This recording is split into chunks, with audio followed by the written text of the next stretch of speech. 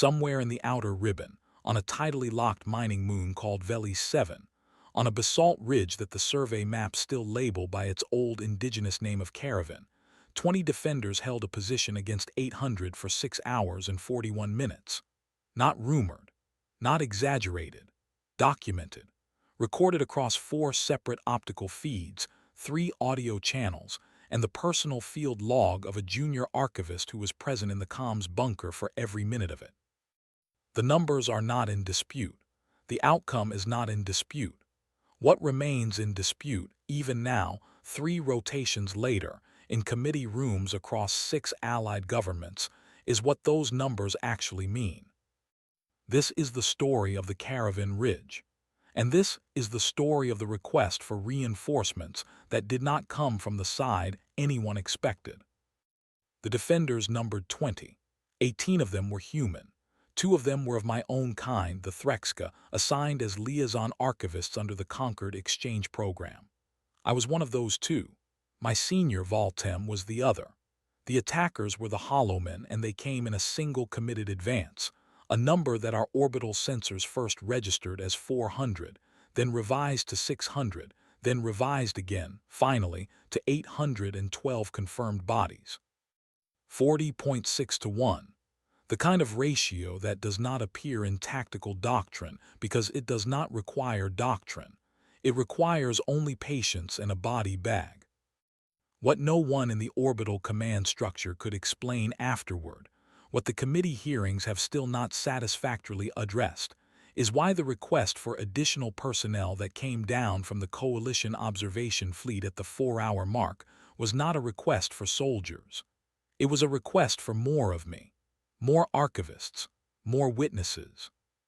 Because the senior officers watching the feed from 40,000 kilometers up had decided, in a unanimous and unprecedented vote, that what was happening on the Caravan Ridge required more than one set of recording eyes to be believed by anyone who had not seen it firsthand. The Hollowmen are not a species. That distinction has been clarified in every coalition briefing for the past 60 rotations, and yet it continues to be misunderstood by every population that has not yet lost a colony to them. They are a consciousness, a single, distributed silicon lattice consciousness that propagates through a process of bodily reclamation. When a Hollowman kills, it does not consume the corpse, it modifies the corpse. It threads its lattice through the nervous tissue of the dead, reactivates the motor functions, and adds the new body to its own collective network as a relay node. The dead walk again, not as themselves, but as antennae for the thing that killed them. The first colony lost to the Hollowmen was a Drevish agricultural settlement on the moon of Sengkorvath, 43 rotations ago. The second was a colliery mining outpost on the asteroid belt designated 7 Brack. The third, fourth, and fifth were 3 separate Threxka research stations in the Mendai cluster.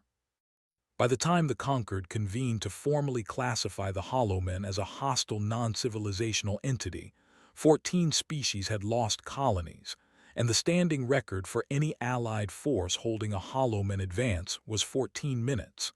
Not days, not hours. 14 minutes from first contact to the collapse of the defensive line. The defenders on Veli 7 were assigned because the moon's primary export, a rare earth ore used in coalition shield emitters, had been classified as a critical strategic resource. The garrison was meant to be temporary. 3 rotations, 4 at most, until a permanent automated defense grid could be installed.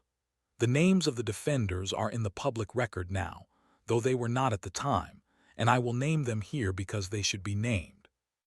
Staff Sergeant Marion Hale, 41 standard years old, 3rd Combat Tour, missing the index and middle fingers of her left hand from a previous engagement she did not discuss. Corporal Devin Reyes, 28, Combat Medic, the squad's 2nd longest serving member. Private First Class Iris Tanaka, 19, Heavy Weapons Specialist, her first deployment. Lieutenant Aaron Brandt, 33, Communications Officer and Acting Platoon Commander. who would defer operational command to Hale in the 17th minute of the engagement for reasons that have never been entered into the formal record. 14 others, whose names I have committed to my personal log, and which I will not list here because the families have not all been notified at the time of this recording. And Valtem, Senior Archivist Valtem of the Threxka, my mentor of 4 rotations, the reason I was on Veli 7 at all. To understand what happened on the Caravan Ridge, you have to understand the conquered vote of 47 rotations ago, and the document that triggered the reversal of that vote 11 rotations after. When humanity first achieved interstellar capability, the conquered met to discuss what to do about them. The debate is preserved in the public record, and any researcher can access the transcripts. The majority position, presented by the Drevish delegation, was that humanity should be quarantined to their home system pending a longer evaluation period. The reasoning was straightforward. Humans had developed nuclear weapons before they had developed planetary government. They had survived multiple mass extinction events of their own making. Their recorded history was, by conquered standards, almost uninterrupted warfare. The Drevish position was that contact with such a species would destabilize the coalition. The vote passed. Humanity was quarantined for 36 rotations. During that period, certain conquered xenologists were granted limited access to human archival material for the purpose of evaluation. One of those xenologists, a Kolari named Seshanak, whose work I studied during my own training, recovered a document from the human archives that triggered the reversal vote. The document was called the Liber Code. It was issued by a single human government during one of their internal wars, in a year their calendar designated as 1863. It was, on its surface, a military instruction manual. What disturbed Seshanak, and what eventually disturbed the entire conquered committee, was its content. The document was not a manual for how to win a war. It was a manual for how to remain a moral being while killing people.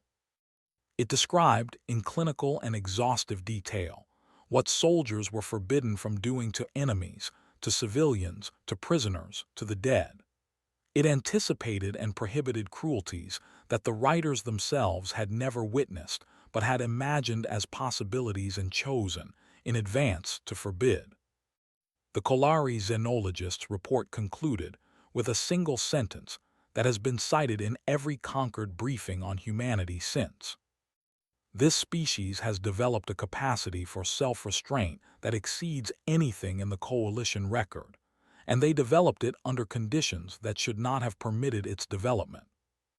The quarantine was reversed. Humans were admitted to the conquered as observer status members. Coalition forces began accepting human volunteers for joint deployments, and 18 of those volunteers, 4 rotations later, were assigned to the Caravan Ridge. The Hollowmen arrived at the eastern approach to the ridge at 23 minutes past local dawn. The optical feed from our bunker captured the first column emerging from the basalt outcroppings at a distance of 2,000 meters and closing at a steady pace. I was at my recording station.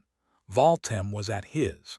We had been on Veli 7 for 19 rotations, and we had observed the human defenders during their patrols, their meals, their rest periods, and their training drills. We had recorded their conversations, their disputes, and their songs. We had compiled, between us, 14,000 pages of behavioral observation. None of it had prepared us for what we were about to see, because none of what we had observed in the previous 19 rotations had occurred under conditions of mortal threat. The first artillery exchange was conducted at standoff range. Lieutenant Brandt coordinated the human heavy weapons positions from his command post on the ridge's southern shoulder. The first 6 Hollowmen fell in the opening barrage. They did not stay down. They never stay down on the first hit. The lattice consciousness reroutes around localized damage, and a Hollowman with a crater in its chest will continue advancing until the central nervous system tissue is destroyed, or until the body itself is rendered structurally incapable of locomotion. At the 7-minute mark, A Hollowman mortar round detonated 3 meters from Voltem's observation post on the ridge's northern face. He had stepped outside the bunker to recalibrate his optical sensor. The blast did not kill him instantly.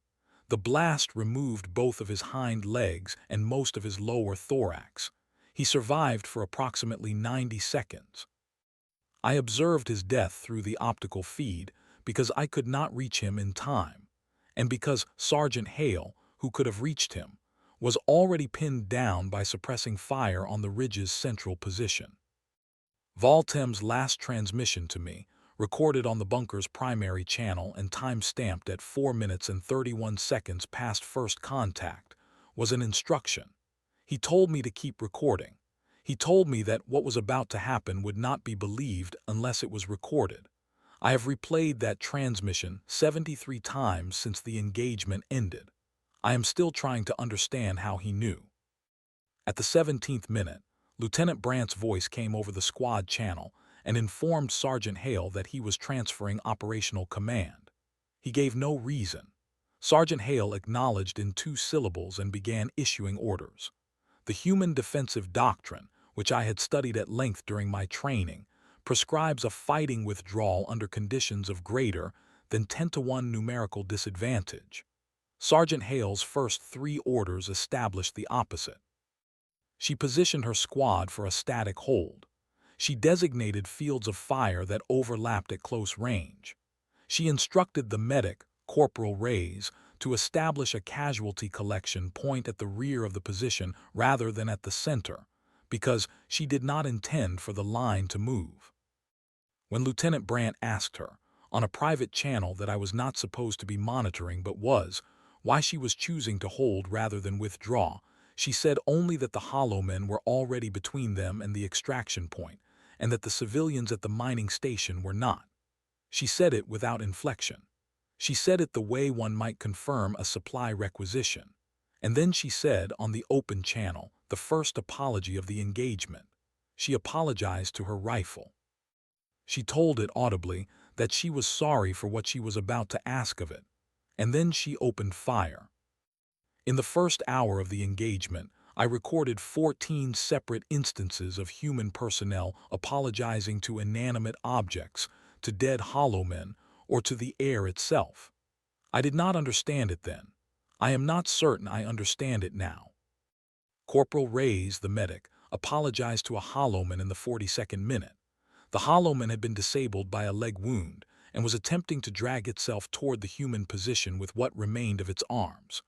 Reyes was forward of the line, recovering a fallen human, and his path took him within 2 meters of the Hollowman. He stopped. He looked at it. The optical feed from his helmet camera recorded the encounter in full. He said, and I am quoting from the recovered audio, "I'm sorry. I don't know if there's anyone still in there. I'm sorry." And then he shot it through the central tissue mass and continued his recovery, and did not stop weeping for the remaining 20 minutes of his medical shift. Private Tanaka, the heavy gunner, apologized to her weapon every time it overheated. The weapon was a coalition-issued plasma support gun, a piece of equipment that has no consciousness and no capacity for offense. Tanaka apologized to it the way she might have apologized to a working animal. She thanked it when it cooled. She named it. The name she used for it, recovered from her personal audio log, was a name I do not feel I have the right to repeat here. Sergeant Hale apologized only twice in the first hour, once to her rifle in the 17th minute, as already noted, once to a young human private named Castellan, who was bleeding out in the casualty collection point and who Hale knew would not survive the next 10 minutes. She knelt next to him. She held his hand.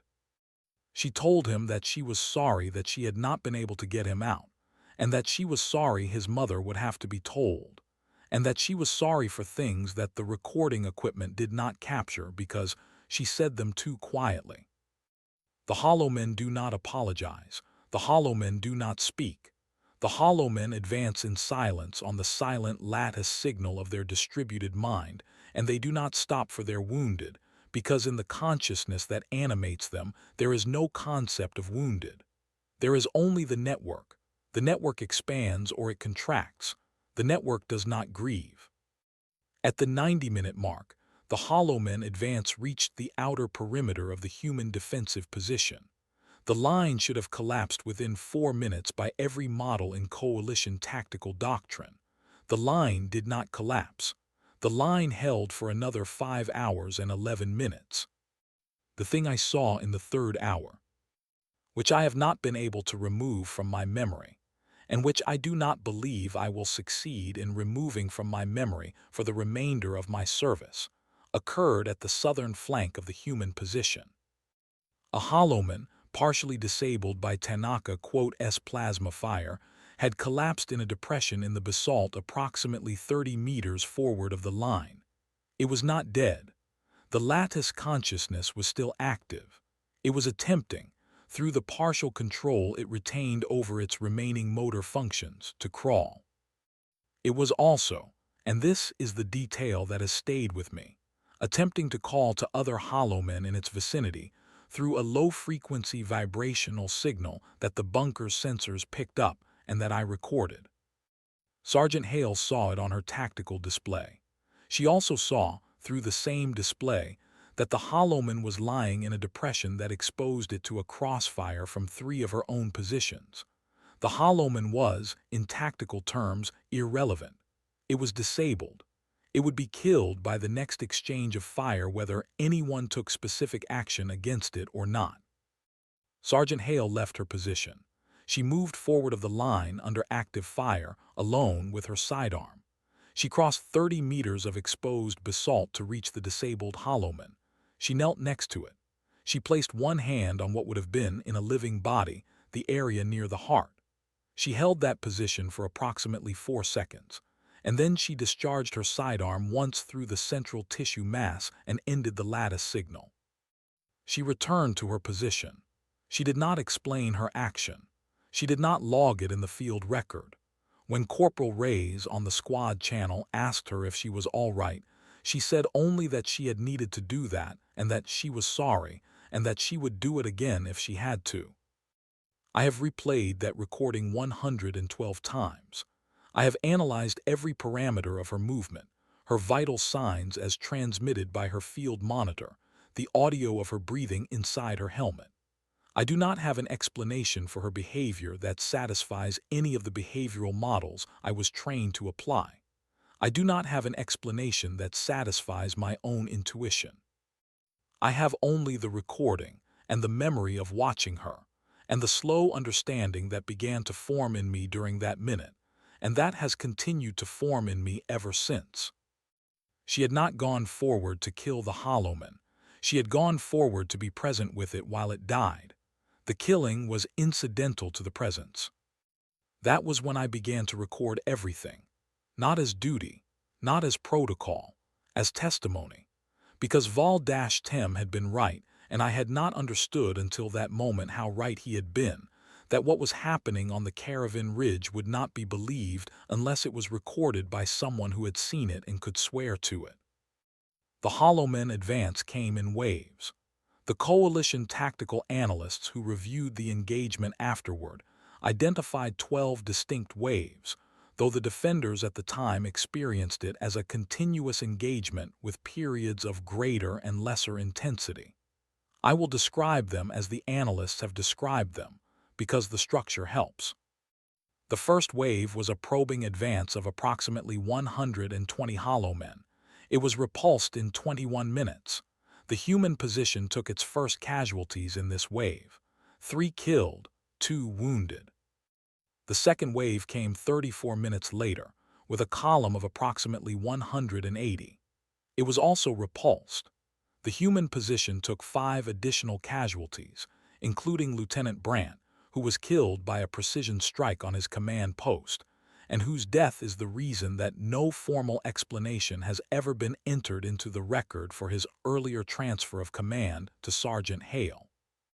The third wave overlapped with the end of the second and committed approximately 200 Hollowmen to the southern flank.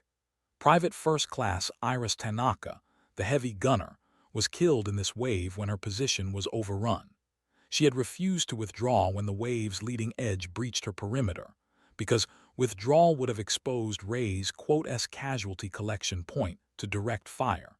She held her position for an additional 4 minutes after her position became indefensible. Her plasma support gun, the one she had named, was recovered intact and is now housed in the Coalition Memorial Archive on Drevish Prime. The fourth wave was smaller. The fifth was larger. The sixth was the largest, approximately 240 Hollowmen committed in a single push that lasted 38 minutes and which the defenders held with 7 personnel remaining. By the seventh wave, the human position consisted of Sergeant Hale, Corporal Reyes, and 4 others whose names are in the public record. They had been fighting for 4 hours and 26 minutes. They had killed an estimated 590 Hollowmen. They had apologized, by my count from the recovered audio, 238 times. They did not stop apologizing. They did not stop fighting either.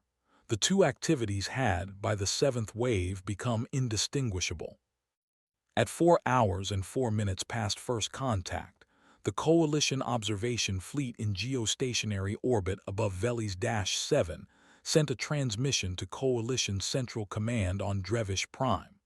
The transmission was classified at the highest level at the time. It has since been declassified in its entirety, and the text is available in the public record. I will quote it in full because the wording matters. From Observer Fleet Command, Veles-7 Station, to Coalition Central, Drevish Prime, Priority Alpha. We request the immediate dispatch of additional archival and observational personnel to our position. We require a minimum of 6 additional senior archivists with full recording capability and Concord-level authentication clearance. We require their dispatch within the current rotation. The engagement currently in progress on the Caravan Ridge has produced and continues to produce behavioral data that we believe will be challenged on grounds of authenticity unless it is corroborated by multiple independent observers of established standing. We have one Threx Ka archivist on station. The senior archivist on station is deceased. The current observer is junior grade and cannot be expected to bear the full evidentiary burden alone. We are not requesting tactical reinforcement. The human defenders have not requested tactical reinforcement and have indicated through Sergeant Hale that they will not accept tactical reinforcement at this stage of the engagement. We are requesting witnesses. End transmission. The senior officer who composed and authorized that transmission was Fleet Admiral Sesh-Tavarak of the Kolari delegation. He has since retired from active service. In his retirement interview, conducted by the Drevish Historical Commission, he was asked why he had sent that specific transmission with that specific wording, and why he had not requested combat support instead. His answer is also in the public record. He said, "I did not request combat support because the humans on the ridge did not need combat support. They needed someone other than me to see what they were doing, because I was beginning to doubt whether I was seeing it correctly. I have been an officer of the Kolari fleet for 61 rotations. I have observed engagements at every scale and against every class of opponent in coalition history. I had never, before that day, observed what those humans did on that ridge. I needed witnesses because I could not be certain alone that I had not lost my mind." The reinforcement archivists arrived 4 hours and 50 minutes into the engagement. They observed the final hour and 51 minutes from orbit and from a secondary bunker that was established at the ridge's western base. Their recordings, 6 in total, corroborate every element of my own field log. The behavioral data was authenticated. The committee hearings followed. The engagement ended at 6 hours and 41 minutes past local dawn. The last Hollowman fell in the human position's interior perimeter, approximately 4 meters from Sergeant Hale's firing position. Hale herself fired the round that ended the lattice signal. She was, at that point, the only human still standing on the ridge. Corporal Reyes had been killed in the 11th wave. He had died at the casualty collection point, attempting to stabilize a private named Okafor who had taken a thoracic wound and who survived for an additional 3 days in the orbital medical bay before succumbing to complications. Reyes's last action, recorded on his helmet camera, was to place his own field jacket over Okafor's chest and to apologize to him for not having been faster. Of the 18 human defenders, one survived. Of the 2 Threxka archivists, one survived. The mining station civilians, 234 individuals, were extracted by the Coalition observation fleet at the 7-hour mark, with 0 casualties. Sergeant Marion Hale was found by the extraction team at 7 hours and 12 minutes, seated on the basalt at her former firing position, with her rifle disassembled in front of her. She was cleaning it. The extraction team's lead, a Kolari major named Veshpal, recorded her behavior in his field log and described it as follows. The human Sergeant Hale was speaking to her rifle. She was speaking to it quietly. She did not appear to be addressing me or any of my personnel. She continued cleaning the weapon while we secured the area. I did not interrupt her.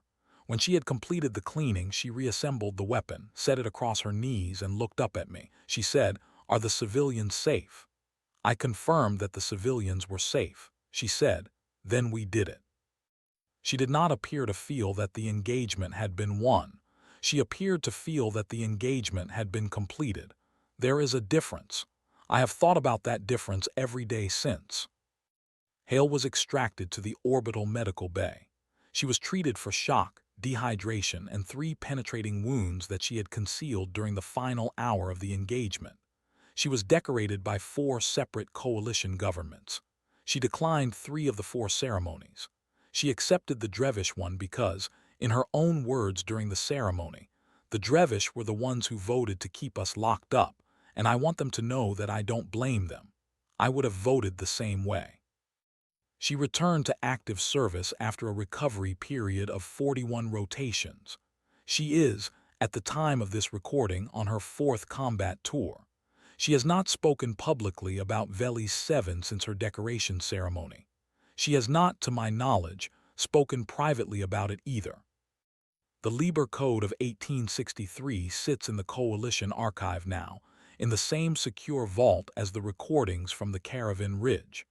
The Kolari xenologist Seshanak's original report sits beside it. The reinforcement transmission from Admiral Sesh Tavarak sits beside that. The committee hearings continue. There is a question that has not been answered in those hearings, and that I do not believe will be answered, and that I will pose here because I do not have anywhere else to pose it. The Concord vote of 47 rotations ago was not wrong on its facts. Humans had developed nuclear weapons before they had developed planetary government. Their recorded history was almost uninterrupted warfare. They had, by any reasonable measure, the most violent past of any species in the coalition. The Drevish delegation that argued for quarantine was not arguing in bad faith. They were arguing from the evidence available to them. What the evidence did not show, and what could not have been shown without contact, was the rest of it. The Liber Code, the apologies to rifles and to dying enemies, the 30-meter walk across exposed basalt to be present with a hollowman while it died, the sergeant who took off her decorations because she wanted the species that had voted to lock her people up to know that she did not blame them. Humans are dangerous. The Concord was correct about that. Humans are more dangerous than any species in coalition history. The Concord was correct about that too. What the Concord did not understand, what no species in the coalition understood until Veli 7, is what that danger is made of. It is not made of cruelty. It is not made of indifference. It is not made of the absence of restraint. It is made of grief held in the same hand as the rifle, and of the willingness to fire the rifle anyway, and of the absolute refusal to pretend that the firing did not cost anything. 800 hollow men advanced on the Caravan Ridge. 800 hollow men fell on the Caravan Ridge. 17 humans died holding the line, and 1 human survived, and that human sat at dawn on the basalt and apologized to her rifle, and the apology was not a performance, and the apology did not make her less dangerous. The apology was the reason she was dangerous. The apology was what 800 hollow men could not match and could not understand and could not survive. I do not know whether the conquered was right to lift the quarantine. I do not know whether contact between humans and the rest of the coalition will, in the long arc of the rotations to come, prove to have been the best decision or the worst. I am a junior archivist. I record what I see. I do not make policy. What I know is that I was on the Caravan Ridge for 6 hours and 41 minutes on the day the Hollow Men came, and that my mentor died there, and that 18 humans I had observed for 19 rotations died there, and that the senior officers of the Coalition Observation Fleet sent an urgent transmission to Central Command requesting more witnesses, because they could not believe what they were seeing without help. I know that Marion Hale is still alive. I know that she is, at this moment, on a forward deployment in a system I am not permitted to name, and that she still apologizes to her rifle before she uses it, and that she has not stopped. I know that the galaxy assumed, for 47 rotations, that humans were dangerous because they were violent. The galaxy was wrong about that. Humans are dangerous because they grieve while they fight, and because they do not stop, and because the grief and the not stopping are not separate things in them but a single thing, woven so tightly that no other species in the coalition has been able to replicate it or to defend against it.